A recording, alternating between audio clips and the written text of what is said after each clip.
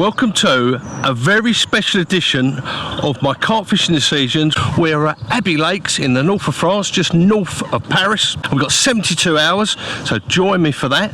We'll be looking at all the rigs, all the baiting.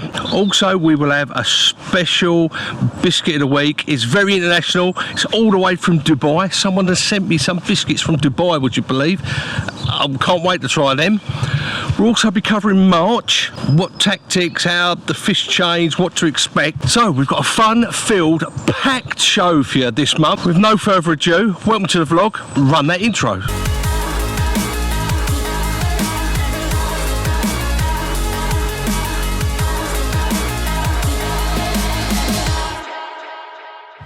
What a place this is. Abbey Lakes in France. Some of you may have fished it, some of you may have known about it, but I got myself a winter ticket and I sort of had a couple of trips, didn't do any good, and the last trip I caught a couple.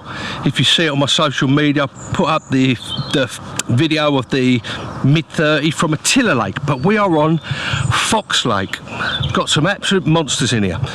Probably two fish over 70 pound, lots of 30s, 40s and 50s as well. Yeah, I'm looking forward to it. It should be a very good 72 hours. And we've got an extra day from Mrs. B. She gave me the green light, give me a get out of jail card free, which was really good. So yeah, big up Mrs. B. The lake I'm on goes down like 25 foot. Lots of nice fish in here. And the tactics, the way I'm going to approach it is maggots. Always this time of year, over the winter, it's always done well, is to use maggots on all the lakes at Abbey. Bit of hemp, bit of groats. The way I prepare those groats and hemp is in the cooler box method. I put a little link to the video up either here or here, so you can go and have a look at that. It's a really easy way to make your own hemp or groats or any of those little seedy particles. I'm fishing a swim number 12 on Fox.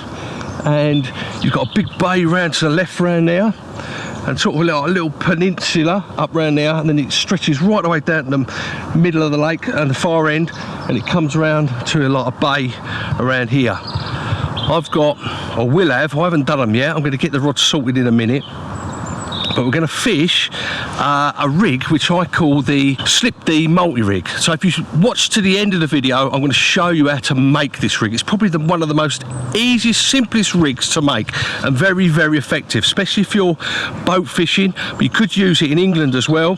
But if you use a remote control boat in England, or when you go away to France, it's the simplest rig to tie. Very, very, very effective. So I'll be showing you that. So watch to the end of the video. I'm going to get the free rods out. I've had a good word with the head bailiff. He really knows his stuff on here, unbelievably knows his stuff.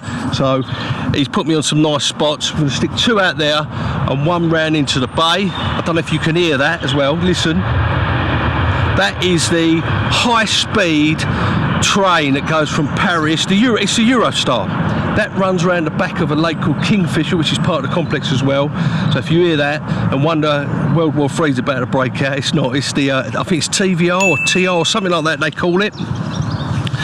I'm looking forward to getting the rods out, getting them out there, hopefully try and get some chunks out of it. If I get one bite over 3 days, I'll be more than happy.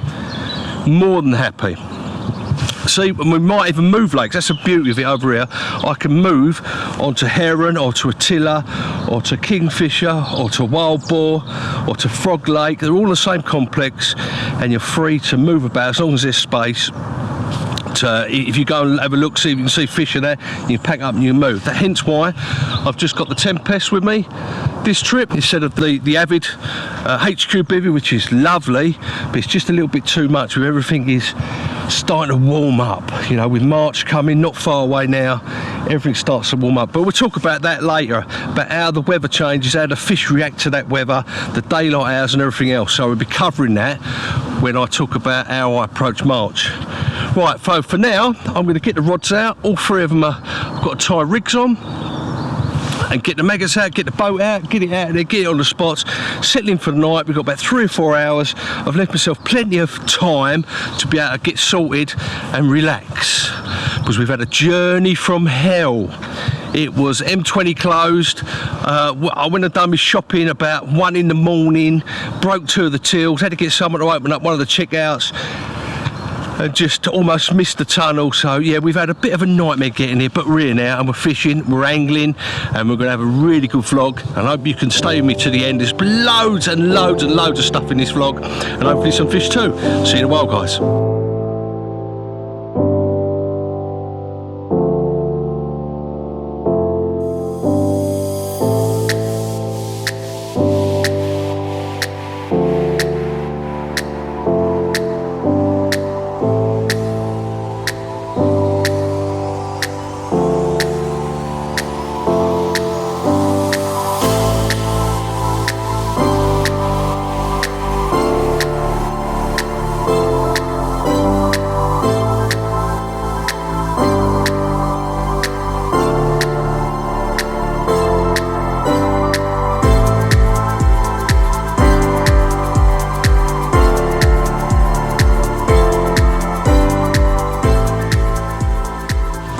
Okay, little update. It's about half an hour before dark. The wind's picked up, it's a little bit chilly. Look at it out there. That wind's got a little bit stronger. It's looking good, and I was looking out and I'm thinking, feeling confident for tonight. And then I looked up the other end, right up there. Right up, about as far away as you can go from me. And I see a fish jump. And then I see another fish jump. Then I see a third fish jump, and I'm thinking, maybe I've made the wrong decision coming on the back of this wind. I don't know, we live in hope, but I'm thinking, shall I move up there? But there is actually someone up there already who went in there today. Well, about, yeah, as I was getting the rods out, I see them pull up and unload and get sorted. So I'm in sort of two minds, pack up and get up there, or no, I'm out, I've put the rods out, we've got them out, all lovely, on the spots that Dave the bailiff told me. So we can only sit back in hope and pray to the carp gods, can't we? I'm confident, even though I've seen the fish up the other end, I'm confident that we're in for chance, and that's all that matters. If you're confident that you're in for chance, just got to let the carp gods do their thing. I'm going to get my dinner on, relax, enjoy. Hopefully we will see you in the middle of the night with one. That'd be nice, wouldn't it? Or if not, failing that, I will see you in the morning to reassess what we're going to do. We've got biscuit of the week tomorrow. It's of an international flavour. It's come all the way from Dubai, these pack of biscuits. Someone sent me. I know, crazy, isn't it? So we've got that tomorrow. Yeah, hopefully we'll catch one tonight. If not, we've always got biscuit of the week to look forward to tomorrow. See you in the morning, guys.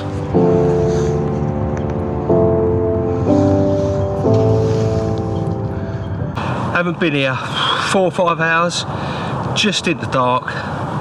Yeah, one toner. Rod bent right round, lovely common, £32, pristine, Abbey Lakes common. Right, let's show her to you. She's a beauty.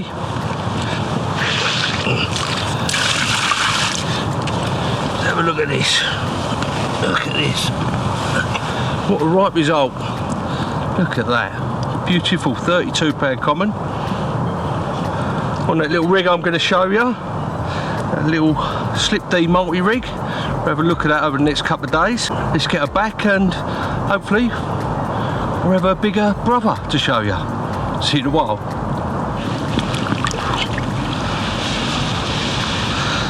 Well, this turned into a mad session. The first night I just put that 32 common back, just getting myself together, just about to put out the rod again on the spot. The middle rod goes, £38.5 common. Absolute cracking fish, dark as you like, long as you like.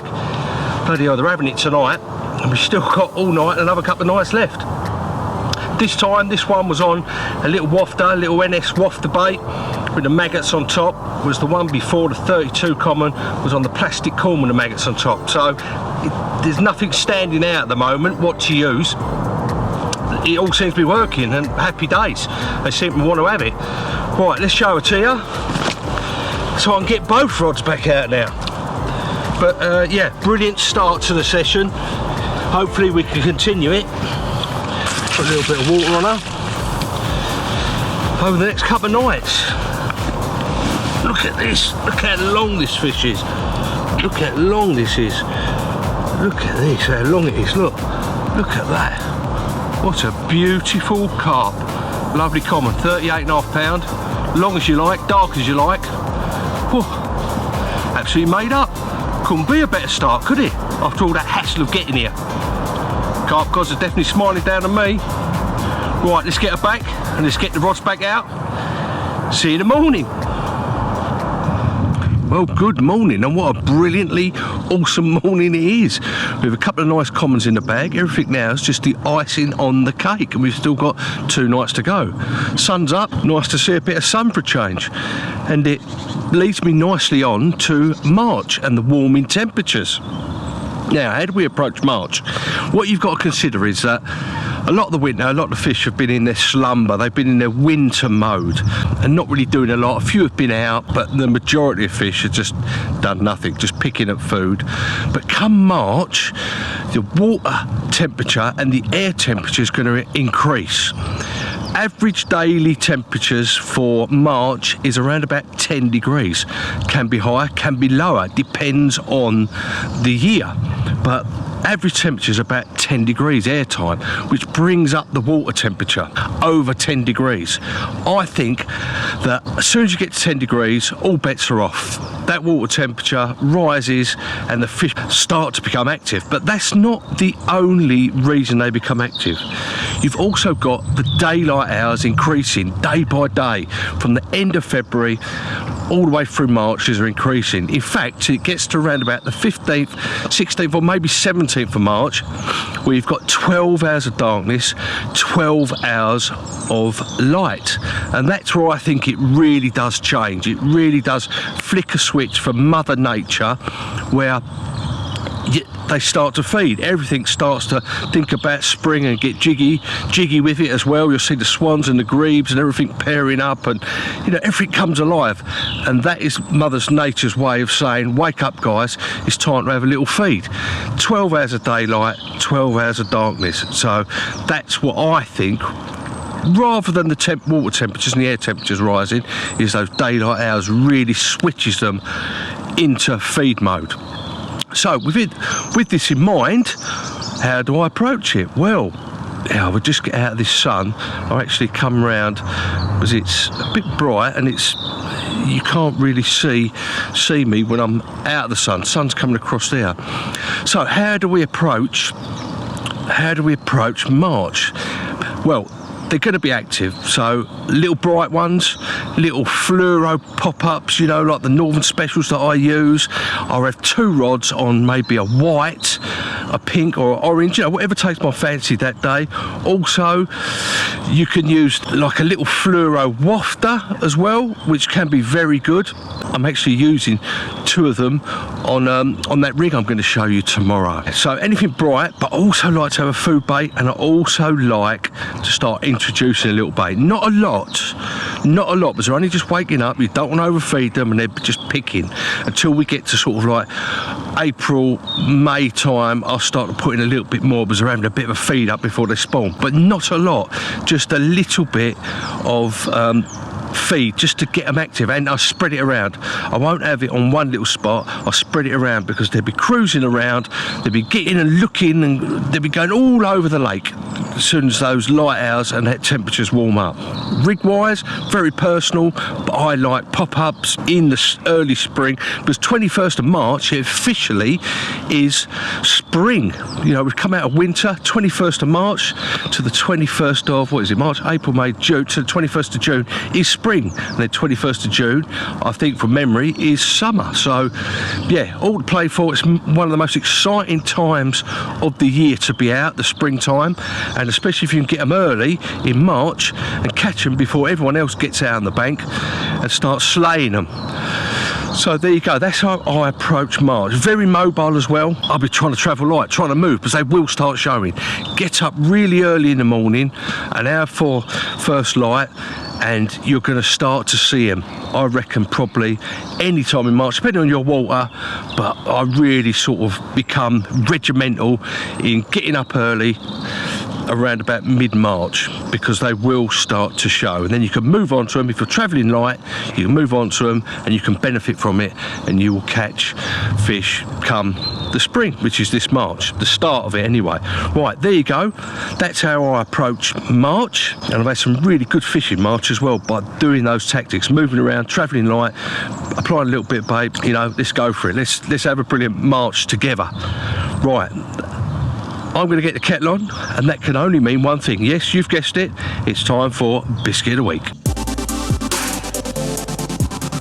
Welcome to this very special Biscuit of the Week. We're on international flavour. A friend of mine, Daz, he was in Dubai.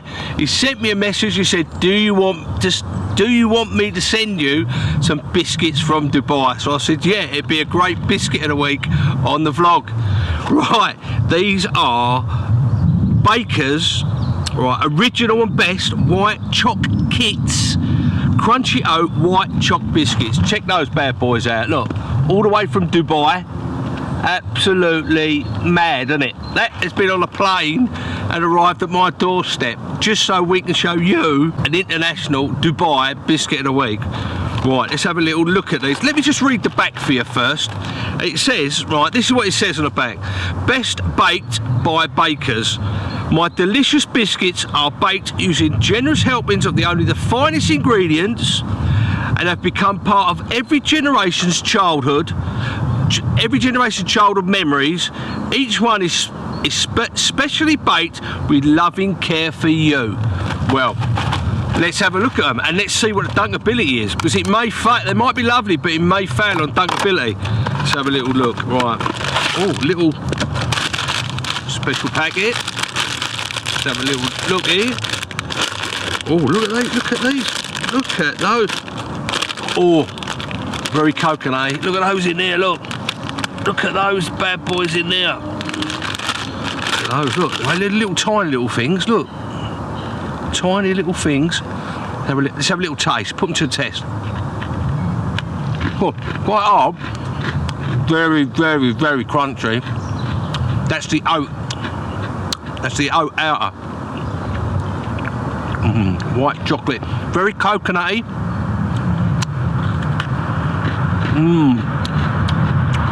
Yeah, they're good, they are. Yeah, they are good. You get about 20 in there. God, really crunchy. You like a real proper crunchy biscuit. God, these are lovely. Very coconutty though. If you don't like coconut, you won't like these. Right. Biggest test of all.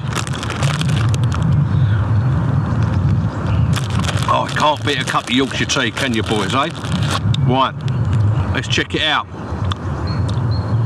Dunkability. Yeah, look, stays. Doesn't fade. I tell you what, it's melting the white chocolate in the middle. Oh my God. That takes it to another level totally. Oh. Whereas they were really hard before, they just melt. That white chocolate fuses with that oaty flakes. Let's have another go. I'll tell you, I'm going to do the packet of these. I can see me doing the packet of these. These will be gone. Oh my God. Well, cheers, Daz. That is something else. If you're in Dubai, you know what, try and find these. These are the daddy. Baker's original best white choc hits, crunchy oat white choc biscuits. There you go, guys. That is your Biscuit of the Week. I'll give you a little catch up, tell you what's happening. Not a lot's happened this afternoon, apart from that sun has come out. Absolutely lovely. It's a lot warmer. A lot warmer. It's about 13 degrees today. How mad is that? So I've had a little change up, changed into my t-shirt, and I've taken off my merino wool zip up tops. I was just sweating. I was just getting too hot, which is nice. Spring is definitely on its way, guys. Look at that sun. Look, I've got to put my glasses on. spring is round the corner, and long may it continue. Bring on the spring. Right, so where are we at with the session? Okay, looking out there, looks absolutely spot on. That wind's picked up. So I just reeled the rods in a little while ago, got them all in. A couple of hours before dark it is now. Got them in. I'd left them out purposely because I just felt like I might be able to get another bite, nick another one, you know. We had those two commons yesterday night. So I thought, well, I'll leave them out there. It must be fish in the area. And you know, just go from there really. So I thought I'd just leave them out, get sorted, do a few little bits in the bivvy and a bit of work on the laptop and that. But no, nothing's materialised as yet. So I reeled them in, got them in, and changed one of the hooks, was a little bit blunt.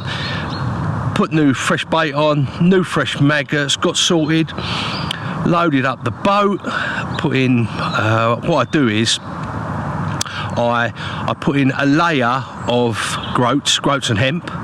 Then I put in some sweet corn or some corn, you know, liberally put some of that in there. Then I put the maggots on top. I lower in the hook bait with the 2 bits of foam on top of that, so it lays on top of it. Then I drove it out to the 3 spots, out there, done it all, got the boat back in, and here we are, all sorted, ready to go. Hopefully, fingers crossed, we may be able to catch another one. You never know. It's a funny old lake.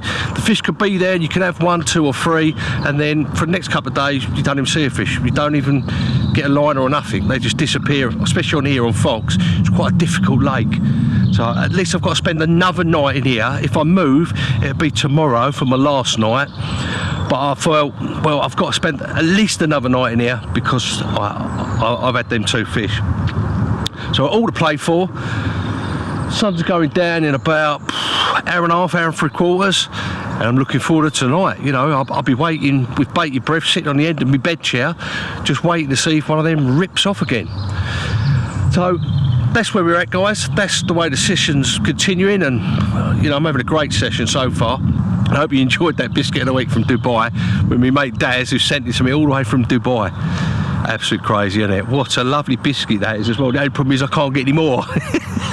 So, you know, I've almost all done all them.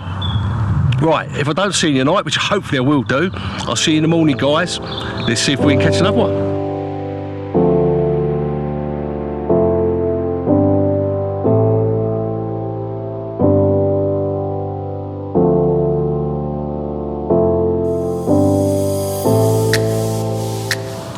Good morning. Absolute cracker to show you. 45-pound mirror. 1 tonner this morning. Absolute made up with this one. This session is turning out to be a proper session, isn't it? Get a little bit of water on her. And let's show her to you. If she behaves. Oh, here we go. Look at this. Look at that, baby. Look at that, baby. Look at that. Whoa. How about that then? 45-pound. Magical Abbey Lakes. Right. I'm going to get her back. She's hurt my arms. See if we can catch some more.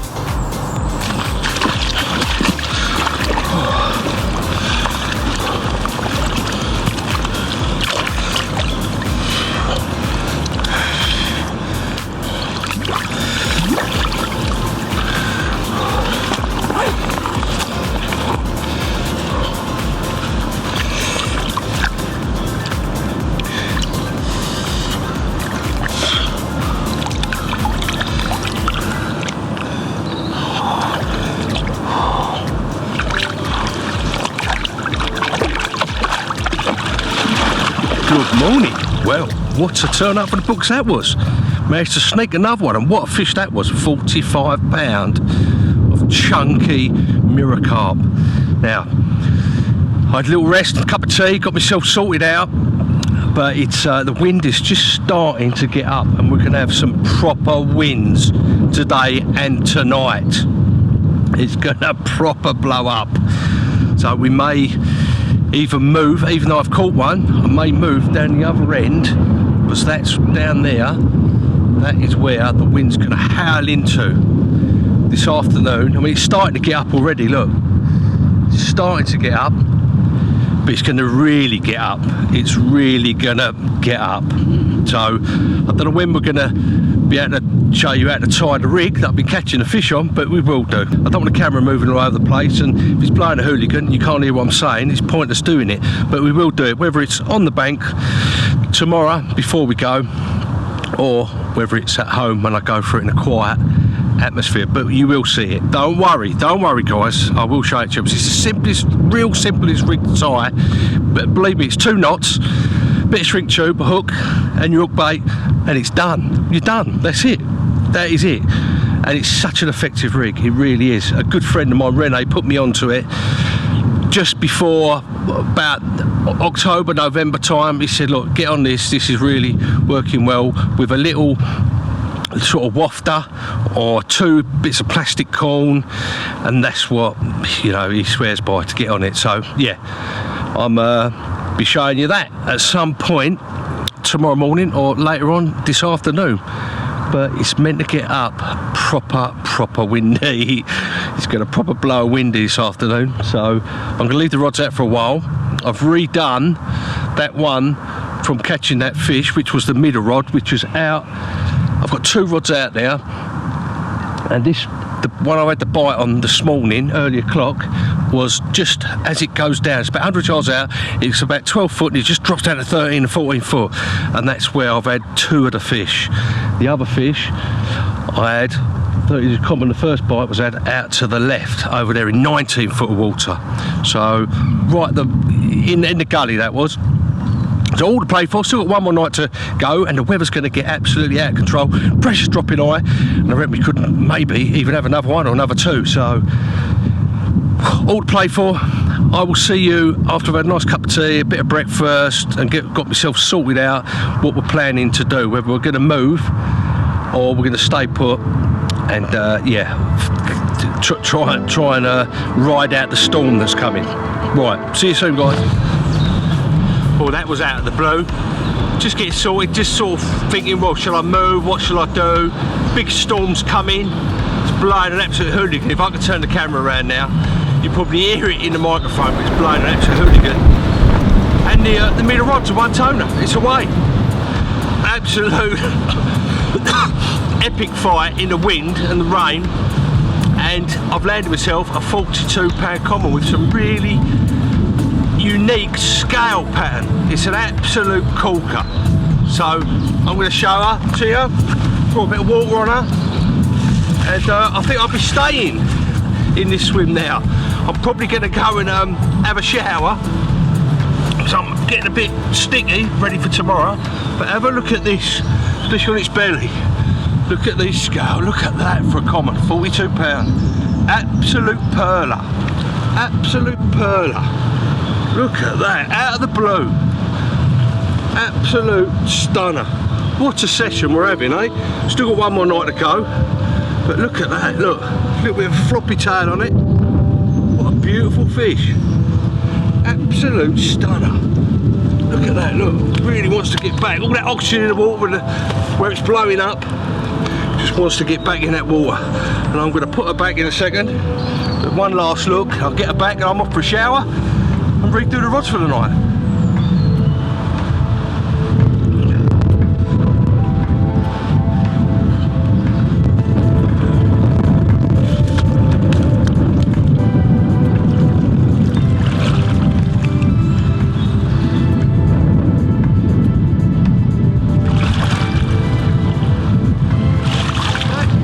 That was a turn up for the box, wasn't it? Well, proper surprise that was this afternoon. Well, late morning, early afternoon. Lovely common, lovely scales on it.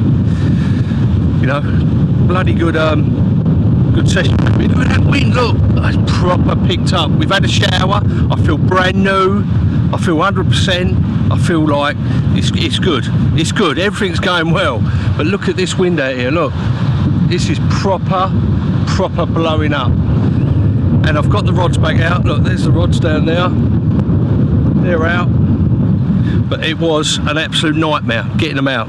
It was an absolute nightmare. But as I've got that boat, it's quite a large-ish boat. The UK bespoke bait boats. yeah, it just dealt with the waves were coming over the top of it and everything out there. It was crazy. It was savage. But another little trick, if you're using I thought I had a little bleep then. If you're using maggots and light particles and things like that with chop boilies or whatever in your boat, and you've got windy like this, all you got to do is just add a little bit of water or a little bit of the liquid to the maggots and the hemp and the groats, like I'm doing. Give it a mix round, leave it for 5 minutes, and what it does, it makes it heavier. Because that water ingests into those maggots a little bit, makes them a lot heavier, so they go down quicker. So it's nearer to the spot. I don't think it's going to land directly on the spot, because one of my rods is in 19 foot over there. So, you know, it's going to spread it around. It might be 10 foot to the left of it. But the confidence says I've got to have a little bit of bait down there somewhere. But using that little trick, I've added a little bit of water, mixing it around, leaving it for 5 minutes, the mixer you've got, maybe adding a little bit of crumb, you know, like boilie crumb as well. Just so it makes it a bit heavier to go down. And that's what I found works. Anyway, in theory anyway, I can't prove it, but in theory, you know, it's heavier, so it's going to go down quicker. It could be that it gets taken away quicker, couldn't it? I don't know anyway, but that's what I do, and that's what I do to get it down there quicker onto the spots when it's as windy as this. Look, absolutely blown a hooligan. So we're on 4 fish, and I actually lost one last night as well. I actually lost a fish, so we had 5 takes. 5 takes since we've been here. 2 nights, we've got 1 night left. We don't have to leave till tomorrow afternoon, and the wind's going to be dying down tomorrow, so we'll be able to do that rig. I'll show you how to tie the rig. Hear the train in the distance? Well, if you need that over the wind, with the wind of the train, it's yeah, it's a bit challenging to say the least. Getting your rods out, keeping them out, because I've got braid on as well, because I like to fish braid when I'm going to the continent. Always fish braid, so it's tight to the area. And it's a lot more responsive anyway. It's a bit hairy if you first use it. If you're playing a fish, particularly a big fish, it's going to be crazy. If you're used to mono, it can be quite hairy. That's why I always have about 22 rod lengths, 24 foot of fluorocarbon onto the braid, just to give it that little bit of a bounce, that little bit of a cushion, shall we say. And the same, if I use braid in the UK, I'll be using that cushion still for when you're casting out, for when you're playing the fish underneath the rod tip. It really does make a lot of difference. It really does, guys. There's another little tip for you. If you're going to fish braid all the way through, fish a leader of 24 foot, 2 rod lengths, or 20 foot if you've got 10 foot rods. God, look at that wind. And little bibby's going. He's going crazy. But yeah, use 2 rod lengths of fluorocarbon leader if you're allowed to use leaders. It just cushions that in the fight of the fish. Sudden lurches, you don't want to straighten your hook out or lose it, because the braid has got no give in it. Okay. Woo! Couple of hours before dark, the rods are out, they're on the spots-ish. I don't know if there's much bait around it, but you know, I'm not too worried. I'd just like to catch a real big one. It'd be nice, wouldn't it? But I'm not complaining one little bit. I really am not complaining. I've had a brilliant trip, and I really hope you've enjoyed the vlog, biscuit of the week, everything else. We've still got 1 more night left, and you've still got, if you stay with me to the end, I'll be showing you how to tie the rig that I've been catching all these fish on. Right, I'm going to get sorted. I'm going to watch the water, get some dinner on, get a cup of tea on, relax from me last evening, especially after I had a shower. I'm all fresh, and I'm raring to go. So, yeah, see you in the night, hopefully, with another wagger. If not, see you in the morning, and we'll show you how to tie that rig.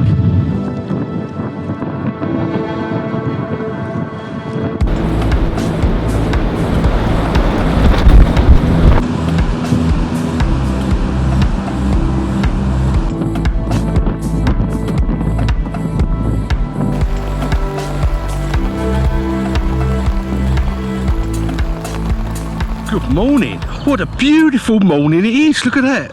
Sun is up, and what a savage night that was. It's like the calm after the storm. I've never seen so much wind, rain. It was absolutely savage, and it didn't calm down till about 11, 12 o'clock last night. It just continuous rain, continuous wind, and it was a bit of a wipeout, really, a bit of a wet out, because it was just so much rain. Suffice to say, no bites last night. Very, very quiet, although I was out after night adjusting the bobbins and that, and I did have a couple of liners. Early hours of the morning, when that wind had calmed down, I did have a couple of liners. So I was out there thinking, oh, it's going to go, but nothing materialised. So, you know, we're going home. We're going to pack up this evening, just into dark, so we've got all day. It's looking rather good out there. That sun is going to get them moving about. But I'm going to get the kettle on in a minute, have a little bit of breakfast, and then we will look at the Slip D multi-rig, what it's all about, how I tie it, and how you can tie it up. And we're going to do that together. So I'm going to get the kettle on, have my breakfast, and I'll see you in a minute for the Slip D multi-rig. Let's talk about the Slip D multi-rig and how we're going to tie it and how it works and everything to do about it. Now, it's a rig I've been using for the last 6 months on my European trips, and it's been very successful. A guy called Rene, he put me onto it. He catches loads of fish on it. I know there's a few other guys that use it across Europe. It's not a new rig, I haven't invented it, it's just something which I picked up on, which someone showed me, and I started using it to good effect. The beauty of the Slip D multi-rig is you're taking two really good parts of two other rigs and combine them in one rig. The Slip D, the rig mechanics, the way it works, the way the bait ejects down, the hook stays in its place, and the bait goes down the shank of the hook, and it's used, the hook bait, to actually penetrate the hook even further. With the multi-rig, it's the ease and the adaptability of being able to change your hook, so you don't have to retie, do a knotless knot or whatever knot you're doing on your rig. So if you catch a fish or you blunt your hook, you don't have to retie a rig or have loads of rigs made up, and you're ready to go like a brand new hook link in seconds. So that's the two of those really good parts of two really good rigs combined into one. Let's tie it up. Let's show you how I do it. Don't worry about taking notes with the components, with the bits and pieces, how I do it. I've put everything, all the links to all the bits and pieces that I use. I put a list of them in the description of this video below, or you can DM me anytime with any questions, not only just rig questions, but DM me on my Instagram page and I'll divulge or help you or send you the list, or if you've got any rig queries, just give me a DM. So how do we go about tying the Slip D multi-rig? First thing you do is you get your hook link, your preferred hook link. Now I use that lead-free camo version of the Ridge Monkey hook link. It's very, very supple, so it lends itself to if you're fishing and you're not really sure what you're landing on. So if you're using a boat for your fishing, or you're casting out in the UK, then this rig is ideal because the suppleness of that hook link, it will rest on any debris, any light blanket weed, any divots, any gravel, stones or anything. It just drapes over it. It is such a versatile hook link, and it's very, very heavy, so it just drapes itself over. It's unobtrusive. If you're using something like a stiff sort of hook link or something else on your rigs, and it may, if you don't know exactly what you're fishing over, it may stick up.